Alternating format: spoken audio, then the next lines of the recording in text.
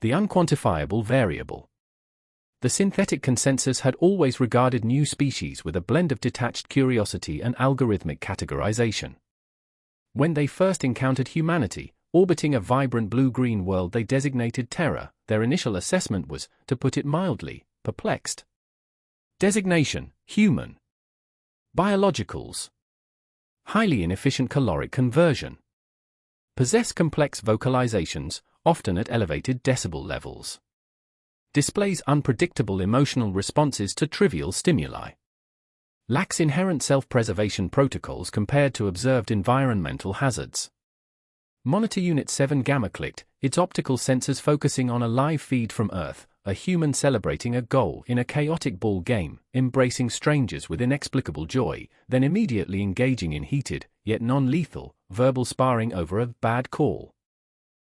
They consume suboptimal nutritional yield in sugary beverages, engage in spontaneous, unprompted vocalizations in enclosed hygiene units, and adorn themselves with highly complex, seasonally variant fabric patterns for no discernible survival advantage. Conclusion: endearing, yet strategically insignificant. Potential asset for hazardous, non-critical data retrieval, given their noted recklessness. Humans were invited into the galactic collective.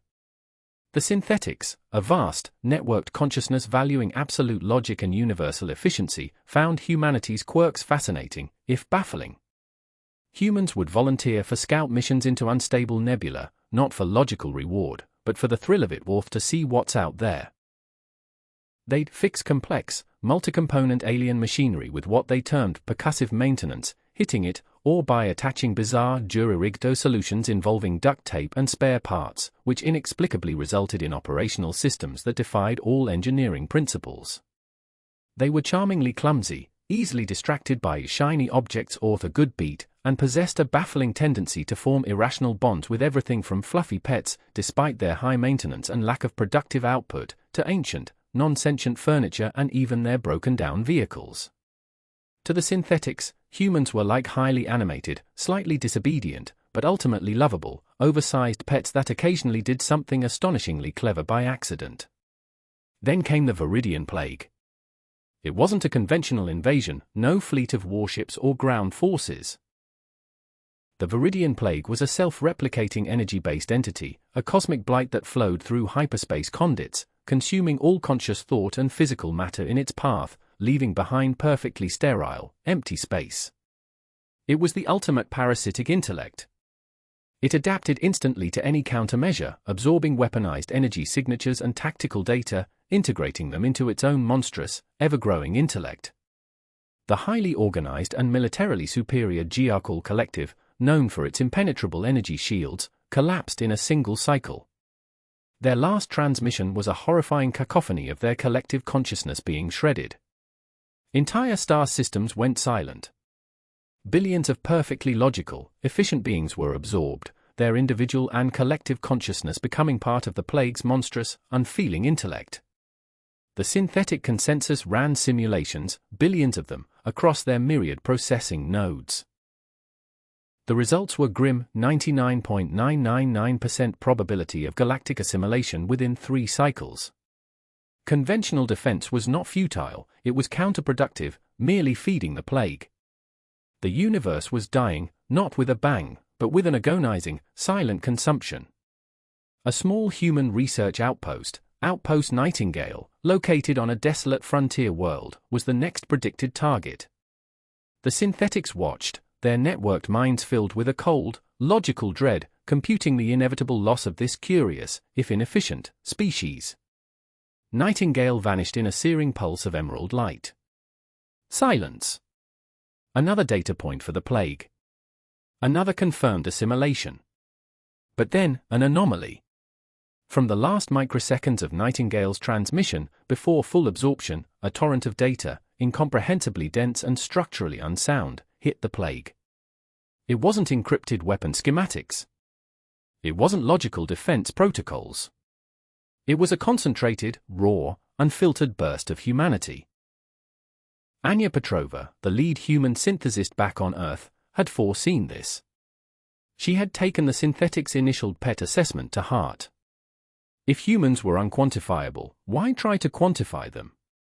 Using a mix of cutting-edge neural interfaces and an old, analog human synthesizer she'd salvaged from a pre-collective era, Anya had uploaded a psychological cascade into Nightingale's core. It was designed to activate upon imminent consumption, not as a weapon, but as a final, desperate broadcast of everything it meant to be human. It was raw, unfiltered human consciousness, not refined into orderly data packets, but poured out like a psychic scream, a cacophony of being. The Veridian Plague, the devourer of intellect, tried to assimilate it. Its vast, logical processors whirred, attempting to categorize, to integrate, to understand.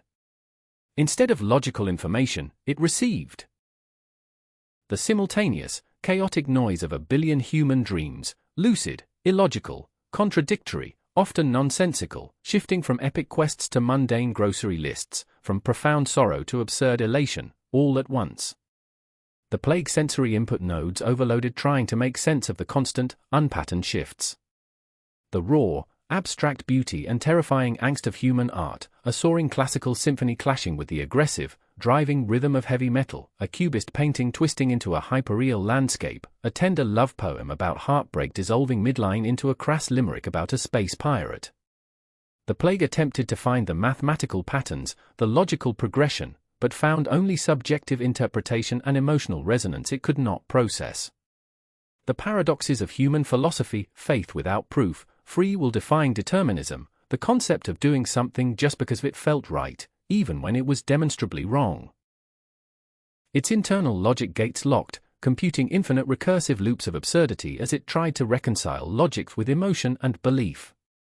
The visceral, inexplicable feeling of falling in love for the first time, immediately followed by the crushing despair of a breakup, then the stubborn, irrational hope for a new dawn, all experienced simultaneously and with overwhelming intensity. The Plague's energy receptors flared, then dimmed, as it encountered energy signatures that fluctuated wildly without a stable source or destination.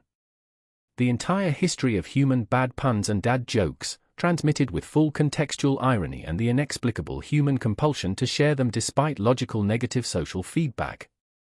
The Plague's core processing unit registered an unprecedented null error as it searched for the reason in why did the Scarecrow win an award?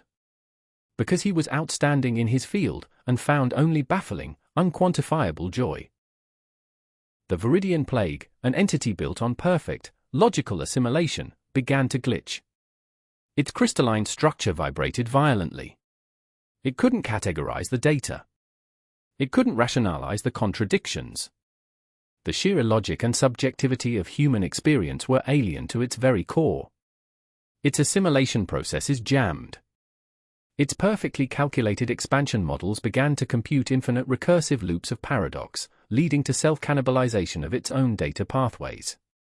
Its emerald glow flickered erratically, turning an unstable, sickly yellow, then a furious, impotent red. On the synthetic consensus's master projection, the spreading emerald blight began to recede. Not through force of arms, not through logical counter-tactics, but through sheer, overwhelming confusion.